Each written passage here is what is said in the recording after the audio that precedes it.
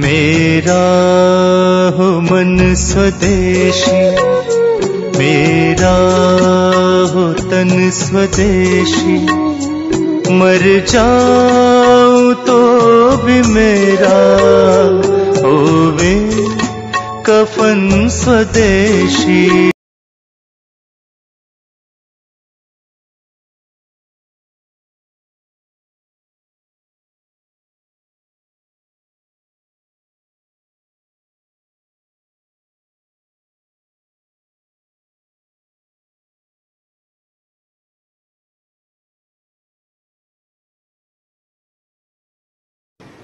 और आपको इस कानून का विरोध करने की सबसे बड़ी आवश्यकता है, मैंने आपसे कहा कि आपको टैक्स भरना है, ये समस्या नहीं है।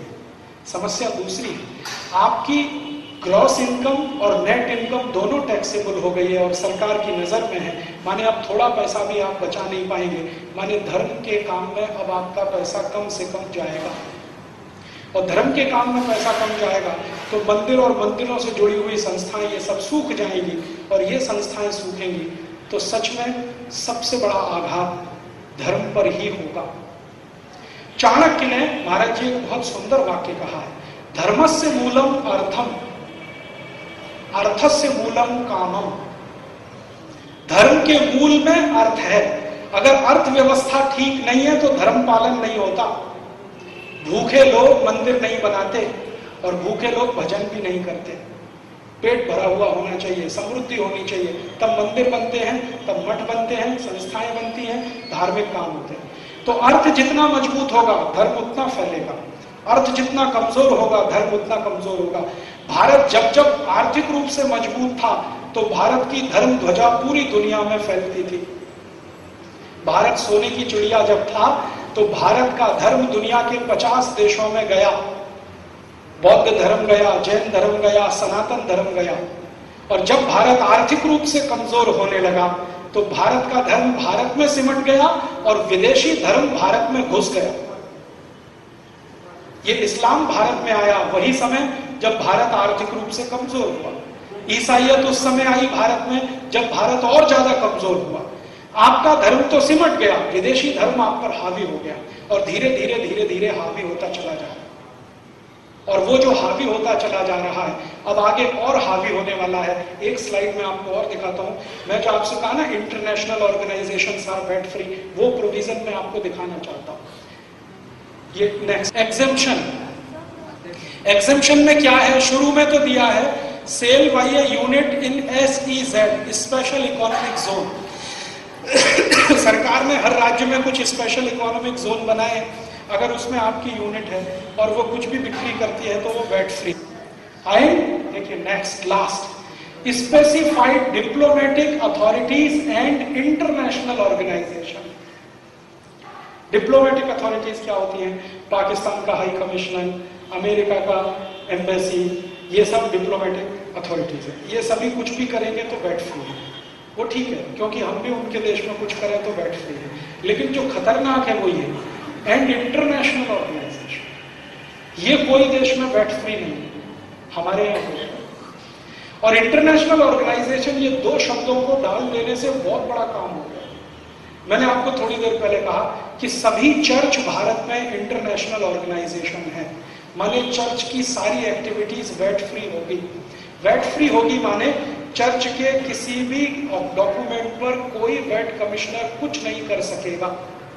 चर्च कुछ भी करे, 18,000 करोड़ मंगाए और भारत के लोगों को ईसाई बनाने के लिए बांट दिया उन्होंने। कमिश्नर को मालूम है, आपको भी मालूम है, आप शिकायत करें, मैं शिकायत करूं, कुछ नहीं होगा क्योंकि वो वैट फ्री। इंटरनेशनल ऑर्गेनाइजेशन का जितना भी इनकम है वो भी नेट इनकम का जो टैक्स है वो भी फ्री है। जैसे मैं आपको बताऊं ना, American embassy, American embassy Bharat में महाराज जी सबसे बड़ा प्रॉफिट मेकिंग इंस्टीट्यूशन है, सबसे बड़ा प्रॉफिट मेकिंग इंस्टीट्यूशन। कारण क्या है? लाखों वीजा एप्लीकेशन हर साल वहां आते हैं और 90% उसमें रिजेक्ट होते हैं। रिजेक्शन के बाद वो फीस वापस नहीं करते। आपने जो वीजा एप्लीकेशन फीस भरा है वो कभी वापस नहीं करते। मैंने पिछले साल महाराज ये हिसाब जोड़ा था, जितने एप्लीकेशन भारतवासियों ने अमेरिका में वीजा के लिए दिए उन पर जितना फीस उन्होंने दिया 2000 करोड़ रुपए लास्ट ईयर, और 2000 करोड़ रुपए टोटल टैक्स फ्री इनकम है अमेरिकन एम्बेसी की। अमेरिका की कोई कंपनी से भी ज्यादा नेट इनकम अमेरिकन एम्बेसी करती है इस देश में, क्योंकि हिंदुस्तान में सबसे ज्यादा पागलपन है अमेरिका जाने के लिए। और अमेरिकन एम्बेसी हर साल 2 साल में फीस बढ़ाती जाती है, हर साल 2 साल में फीस बढ़ाती जाती है, हर साल 2 साल में फीस बढ़ाती है। और जो भी फीस लेते हैं डॉलर्स में लेते हैं, रुपए में स्वीकार नहीं करते।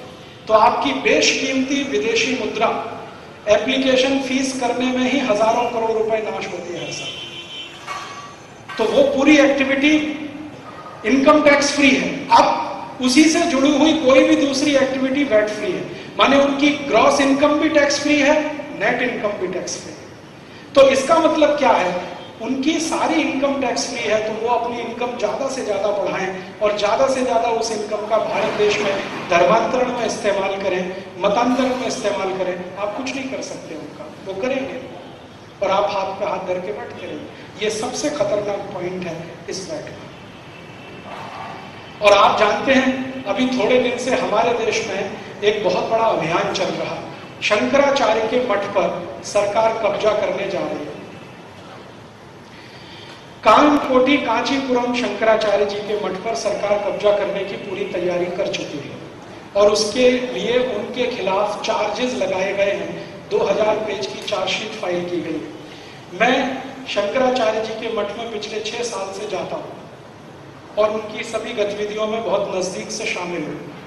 शंकराचार्य जी का जो मठ है कामकोटी कांचीपुरम, इस मठ को हर साल 5000 करोड़ रुपए डोनेशन आता है। 5000 करोड़ रुपए डोनेशन आता है।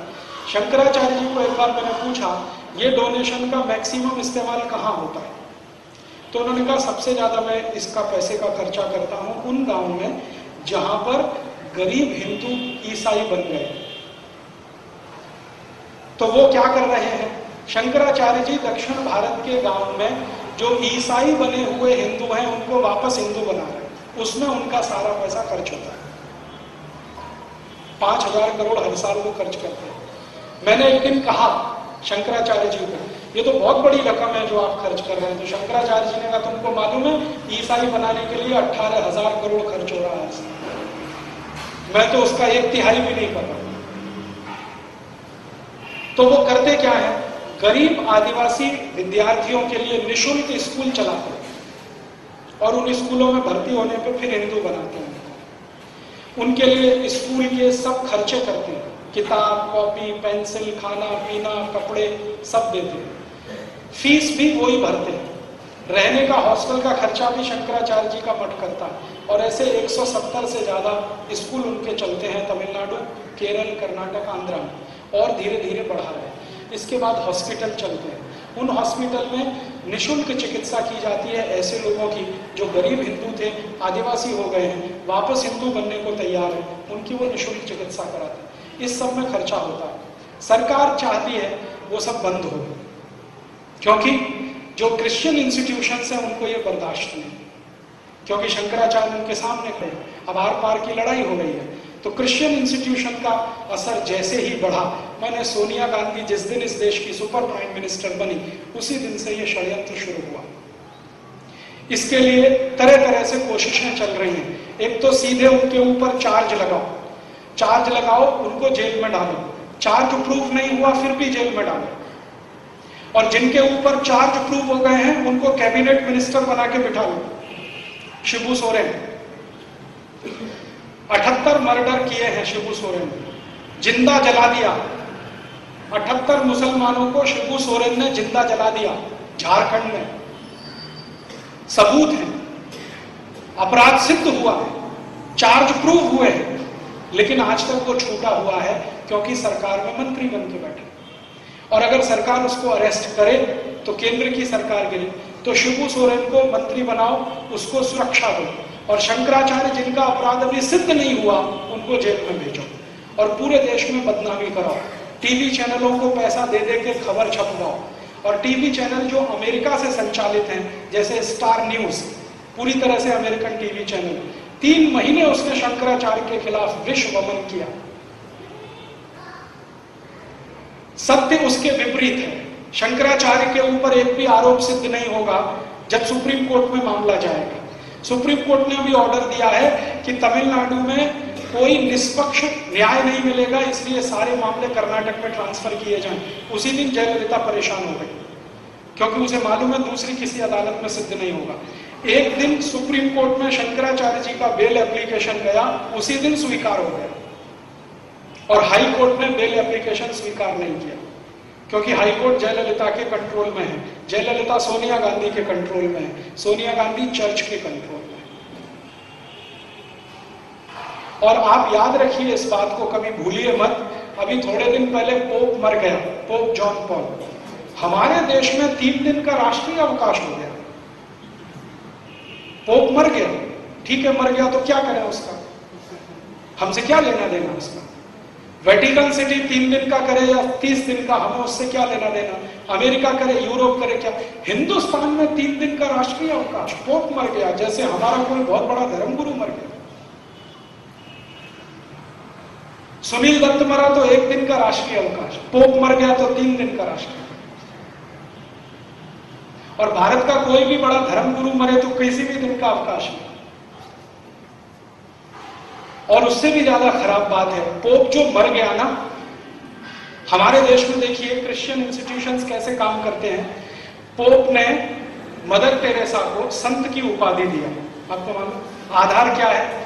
आधार यह है कि मदर टेरेसा ने एक बार किसी महिला के शरीर पर हाथ रखा और उस महिला का गर्भाशय का कैंसर ठीक हो गया। मदर टेरेसा में चमत्कारिक शक्ति है, इसलिए वो संत होने के लायक है। ठीक है, अभी ये साइंटिफिक है,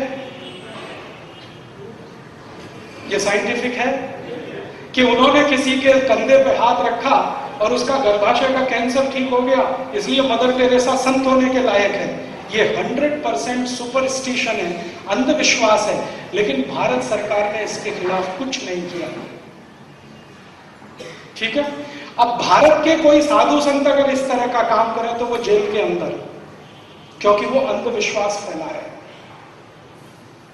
कानून ऐसे बनाए जा रहे हैं आपके देश में, कोई क्रिश्चियन करे तो साइंटिफिक है, हिंदू करे वही काम को तो अनसाइंटिफिक हो गया।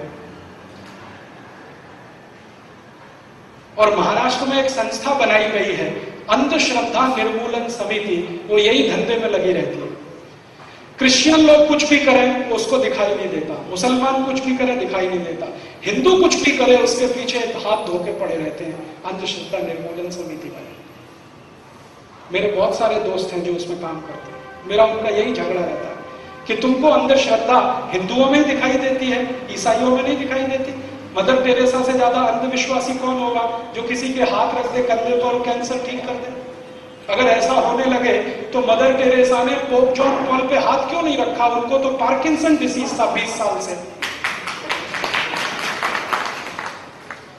पोप जॉन पॉल को तो पार्किंसन था ना 20 साल से। मदर टेरेसा ने क्यों नहीं हाथ रख दिया? पोप जॉन पॉल क्यों नहीं ठीक हो गए?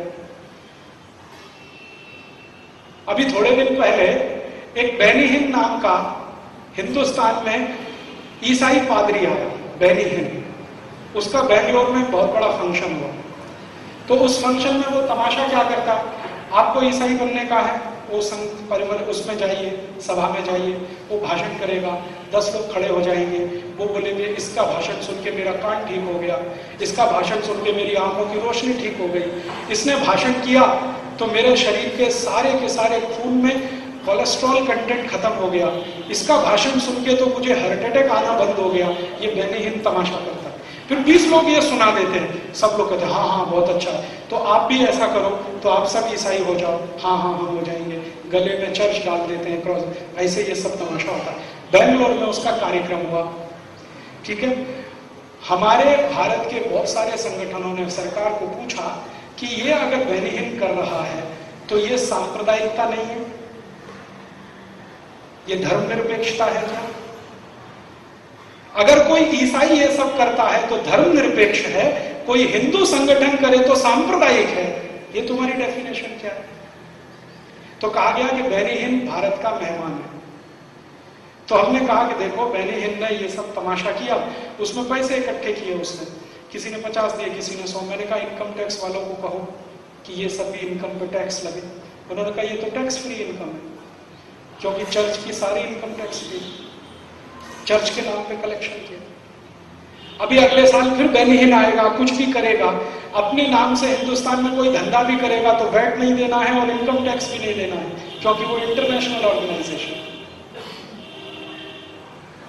इस तरह के कानून इस देश में बन रहे हैं और हम खामोशी के साथ अगर इनको सहन कर रहे हैं तो ये हमारी कमजोरी है और हमारी आने वाली पीढ़ी के लिए बहुत बड़ा खतरा है।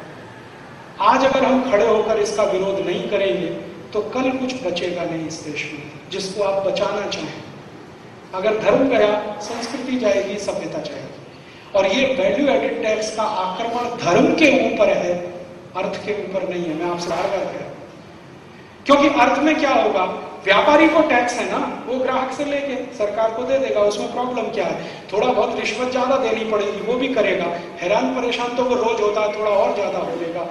परेशानी सबसे बड़ी है कि ग्रॉस इनकम भी टैक्सेबल हो गई, अब नेट इनकम भी टैक्सेबल हो गई।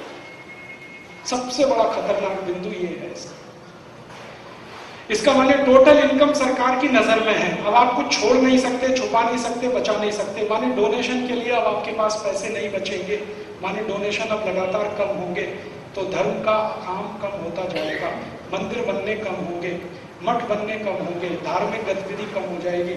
महाराज जी कहेंगे पैसा लाओ, आप कहोगे है ही नहीं, सरकार ने ले लिया टैक्स में, कहां से दें आप? महाराज जी चाहते हैं जैन स्कूल बने, आप कहेंगे पैसे ही नहीं है, जैन स्कूल बनेंगे कैसे? तो इसलिए आपको इसका विरोध करना बहुत आवश्यक है।